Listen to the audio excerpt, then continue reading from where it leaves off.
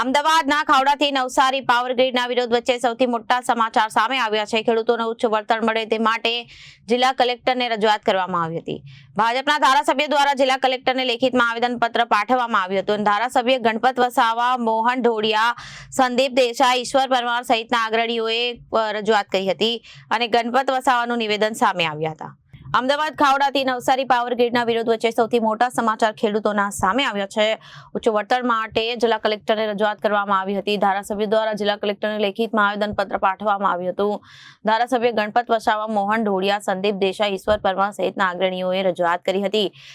ગણપત વસાવાનું નિવેદન સામે આવ્યું છે।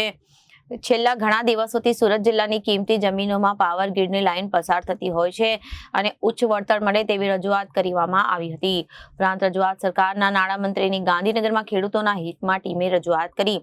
આ સાથે મુખ્યમંત્રીને પણ રજૂઆત કરવામાં આવી। મુખ્યમંત્રીએ પણ ખાતરી આપી હતી ખેડૂતોના હિતની રક્ષા કરવા વાળી સરકાર છે। આજે ફરી સુરત જિલ્લા કલેક્ટરને રજૂઆત કરવામાં આવી અને આ વાતને લઈ રજૂઆત કરાઈ હતી। ખેડૂતોને સંતોષકારક વળતર મળે તેવી માંગ કરવામાં આવી હતી। કલેક્ટર દ્વારા પણ આ મામલે ખાતરી આપવામાં આવી હતી। ખેડૂતોને ઊંચું વળતર મળે તેવા પ્રયાસ કરાશે। અગાઉ પણ આ મુદ્દે બેઠક થઈ હતી।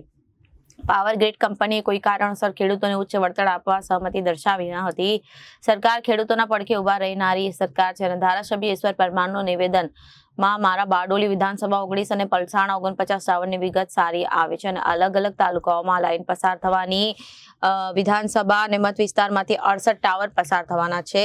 પ્રથમ 2023 અને વર્ષ 2024માં સર્વે થયું હતું જ્યાં ઓછા વળતરના કારણે ખેડૂતોમાં નારાજગી હતી, જ્યાં તમામ વિભાગોમાં રજૂઆત કરવામાં આવી હતી અને સમિતિ નિર્ણય કરવાની ત્યારે રજૂઆત કરાઈ હતી અને ખાતરી આપવામાં આવી હતી આ સમયમાં ખેડૂતોને ઉચ્ચ વળતર મળશે।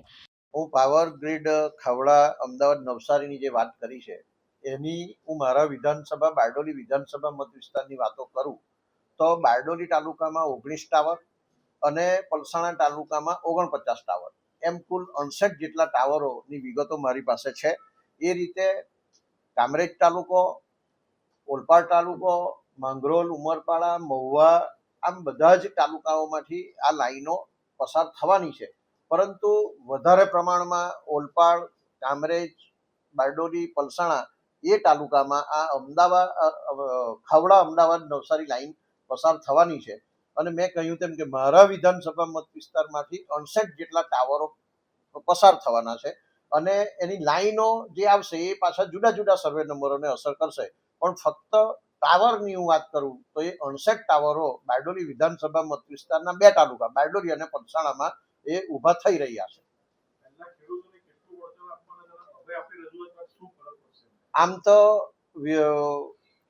સૌ પ્રથમ 2023માં આનું સર્વે થયું, 2024માં પણ એનું સર્વે થયું અને પછી છેલ્લે ફેબ્રુઆરી 2025માં જે રકમો નક્કી થઈ હતી એના કરતાં ઓછી રકમ ખેડૂતોના ખાતામાં જમા થયેલી એના લીધે ખેડૂતોમાં નારાજગી હતી। એની એ ખેડૂતોની નારાજગી અમે અમારી સરકારમાં મારા સાથી ધારાસભ્ય શ્રી અને પૂર્વ મંત્રી શ્રી ગણપતભાઈ વસાવા સાહેબે કહ્યું તેમ કે અમે સમગ્ર અમારા પક્ષને, અમારી સરકારને, અમારા માનનીય મુખ્યમંત્રીશ્રીને, ઉર્જા મંત્રીશ્રીને બધાને જ અમે રજૂઆત કરી છે અને આજે છેલ્લે માનનીય કલેક્ટર સાહેબ અને સ્ટેમ્પ ડ્યુટી મૂલ્યાંકનના નાયબ કલેક્ટર શ્રી અને નગર નિયોજકશ્રીની એક આપણે ત્યાં સમિતિ સરકારે બનાવી છે અને એ સમિતિ જ્યારે નિર્ણય કરવાની છે ત્યારે આજે અમે ફરીથી રજૂઆત કરી છે કે ખેડૂતોને યોગ્ય વળતર મળે। ખેડૂતોની પણ એવી લાગણી છે કે રોડ જાય ત્યારે જમીનની વેલ્યુ વધે છે, નહેર જાય ત્યારે પણ જમીનની વેલ્યુ વધે છે, પરંતુ પાવરના ટાવર અને એ વીજ તાર જવાથી કિંમતી જમીનોની વેલ્યુ ઘટતી હોય ત્યારે આજે અમે સમગ્ર જિલ્લાના પ્રતિનિધિઓએ કલેક્ટરશ્રીને રજૂઆત કરી છે અને અમને ચોક્કસ ખાતરી છે કે ખેડૂતોને અમારી રજૂઆતોને ધ્યાને લઈ ખેડૂતોને યોગ્ય વળતર આવનારા ખૂબ ટૂંકા સમયમાં મળશે।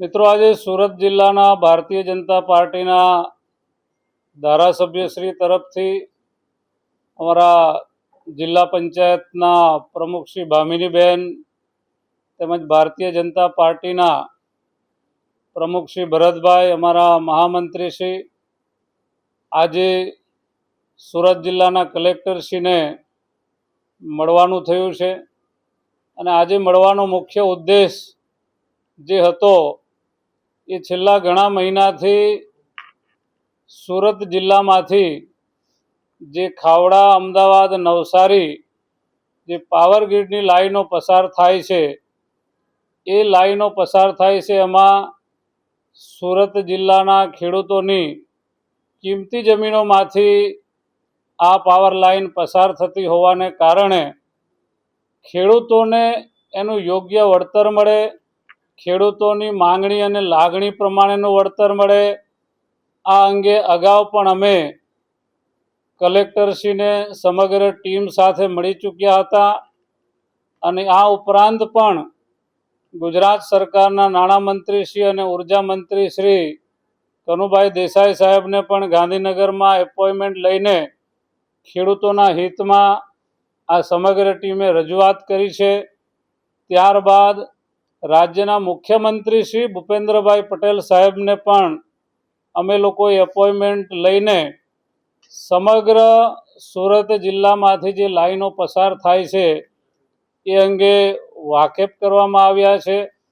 રાજ્યના મુખ્યમંત્રીશ્રીએ પણ અમને ખાતરી આપી હતી કે આ ભારતીય જનતા પાર્ટીની સરકાર એ ખેડૂતોના હિતની રક્ષા કરવાવાળી સરકાર છે અને ખેડૂતોને એનું યોગ્ય વળતર મળશે એ અંગેની ખાતરી પણ રાજ્યના મુખ્યમંત્રી શ્રી ભૂપેન્દ્રભાઈ પટેલ સાહેબે અમને આપી હતી. આજે ફરી અમે સુરત જિલ્લાના કલેક્ટરશ્રીને, જિલ્લાના ધારાસભ્યશ્રી, જિલ્લાની સંગઠનની ટીમ, જિલ્લા પંચાયતના પ્રમુખશ્રી સાથે મળીને અમે આ જ વાત ફરી દોહરાવીને ઝડપથી હવે આ પ્રશ્નનો નિકાલ થાય અને સુરત જિલ્લાના ખેડૂતોને એમની માંગણી પ્રમાણેનો યોગ્ય સંતોષકારક વળતર મળે એ વિષયની આજે અમે રજૂઆત કરી છે અને કલેક્ટરશ્રીએ પણ અમને ખાતરી આપી છે કે આ પ્રશ્ન અંગે સત્વરે નિર્ણય કરીને ખેડૂતોને યોગ્ય વળતર ચૂકવવાનો નિર્ણય એ જિલ્લા કલેક્ટરશ્રી કરશે. Reporter Arvind Rathod, Janadesh news, Surat.